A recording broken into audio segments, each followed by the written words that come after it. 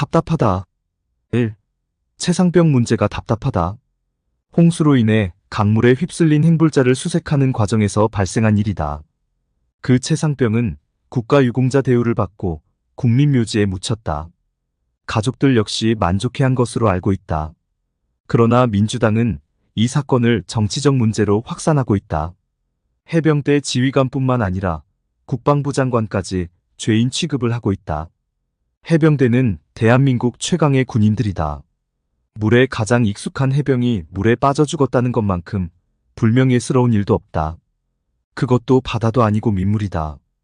이 불명예스러운 일을 덮어주지는 못할 망정 만천하에 까발리는 민주당의 저희는 무엇인가? 강한 군대를 만들어야 하는 중대장은 또 무슨 책임을 져야 한다는 말인가? 군대가 유치원인가 아니면 보육원인가? 완전 군장에 달리기도 못하는 군인이라면 전쟁을 어찌 수행하겠는가? 국군은 강해야 한다. 고로 중대장은 죄가 없다. 그러나 중대장은 모든 죄를 뒤집어 쓰고 있다. 이 의사들도 마찬가지다. 환자 놔두고 병원 떠나는 자들이 어찌 의사들이겠는가? 이유도 처참한 수준이다. 의대생 증원으로 인해 자기들 밥그릇 적어진다는 것이 이유다. 죽어가는 환자를 두고 치료를 거부한 죄는 명백한 살인죄다. 최소한 살인방조죄가 성립된다. 관용이 있을 수 없는 일이다.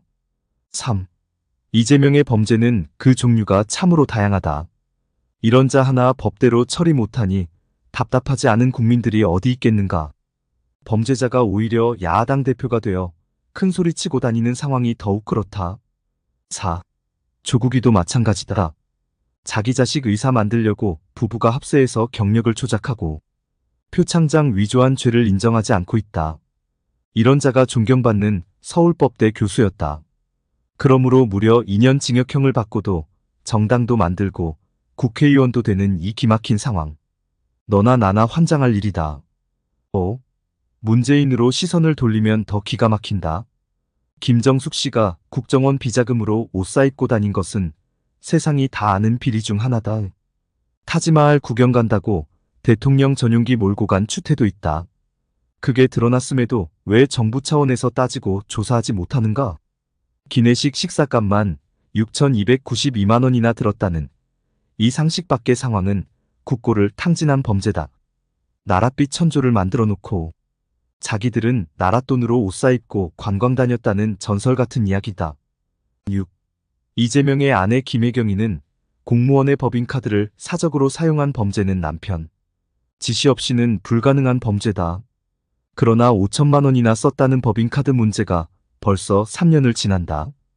반성은커녕 오히려 희죽거리며 다닌다. 7. 문재인이 김정은에게 건넸다는 USBN 3급 국가기밀이 담겼다고 판단한 것은 법원이다. 법원은 국가기밀이기에 그래서 공개하면 안 된다고 하였다.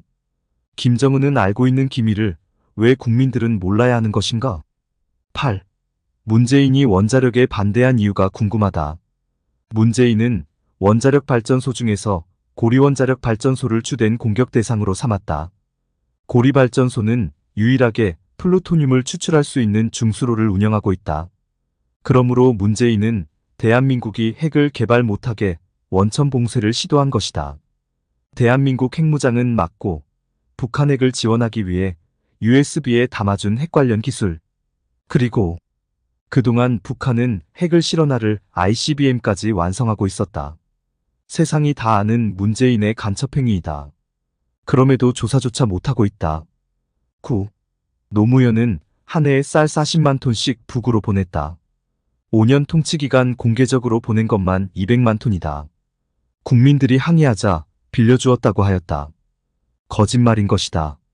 더 웃기는 것은 인권을 입이 부르트게 말하던 이가 북에 붙잡혀 있는 우리 국민 석방을 요청한 적도 없었다. 완벽한 위선인 것이다. 이런 위선자를 마치 훌륭한 위인처럼 모시고 있다. 10.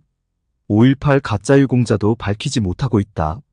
한명숙이나 이석기, 그리고 이해찬과 문재인이 왜 유공자인지 공적 조서조차 보지 못하고 있다. 국민 세금으로 주는 엄청난 보상은 해마다 늘어나고 있다. 유공자 선정도 국가가 하는 것도 아니다. 광주시가 한다. 선정은 자기들이 하고 국가는 돈만 내라는 것이다. 11. 추미애 지역구에서는 투표인 수보다 투표수가 많았다. 지역에 사는 인구수보다 투표한 자가 많다는 것이다. 그뿐인가? 사전투표에서 490명이라는 숫자도 보았다. 민주당 후보를 490명이 찍을 때 국힘당 후보는 0이라는 있을 수 없는 숫자였다. 더 기막히는 것은 세상에 이런 일이 백주대낮에 벌어진 일에 욕이 입 밖으로 튀어나온다. 12. 김건희 여사가 사이비 목사. 최재형한테 당하는 꼴을 보면서도 방어 논리 하나 못 세우는 것이 답답하다. 다 나가 죽어라 놈들아. 오매 답답한 거.